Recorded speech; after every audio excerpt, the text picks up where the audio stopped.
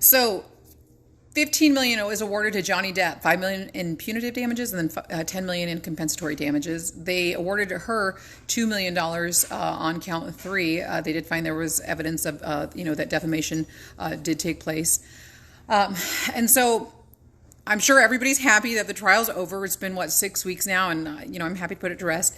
I just found it really interesting, though, her statements after the verdict came out were that, this is a setback for women, that this takes us back to a time when women could be shamed and publicly humiliated for coming, for bringing truth or bringing light into this. And I, on the other hand, think, and this is me personally, and you're welcome, I'm curious your opinions on this, but what I found was interesting is when it came to all of the evidence that they had, right? Like, she came to the court with all this evidence, and clearly they found that there was not enough evidence, or, insufficient evidence. But if you notice what she had pictures of, what she had recordings of, was, he is an addict, and he needs to figure that out. That is a separate public opinion hearing. But she never had any pictures of how much, he physically assaulted her.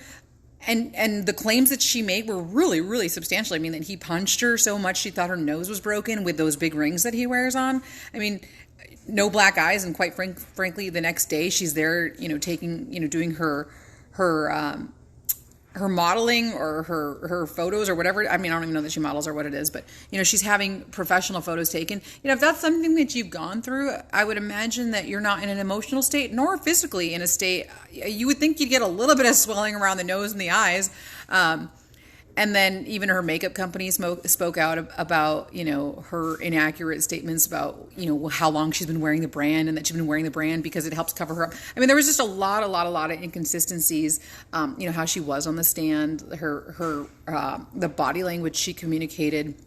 At a certain point in time, the jury even stopped looking at her, and they say that's really when they just they find you to have no credibility. So while she says it's a setback for women and domestic violence, I think it's a win for truth, and a win for if you're going to assert that somebody did these things to you or that you were a victim of this, you better have enough evidence to prove that, because you both are going to get dragged through the mud, and then clearly they have. I think he's in a, it seems like there's like everybody's on Team Johnny right now, and that she does have a lot of haters out there. And I'm not saying that what she didn't go through, there's not some level of sympathy or empathy if you've ever, been with somebody who has any addiction issues. But that's different than saying that somebody has been physically violent to the point where they punched you. I mean, yes, there are men out there, but those instances are few and far between. And she just, to me, she definitely looked like she was trying to, kind of prop herself up into this kind of spectrum, or cast herself into this light of, hey, I need a little boost for my career. So anyways, that's my 2 cents. And like I said, I'm happy that the trial's over, and I'm sure y'all are too. I will catch up with you guys here, but I'm curious, what is your opinion of it?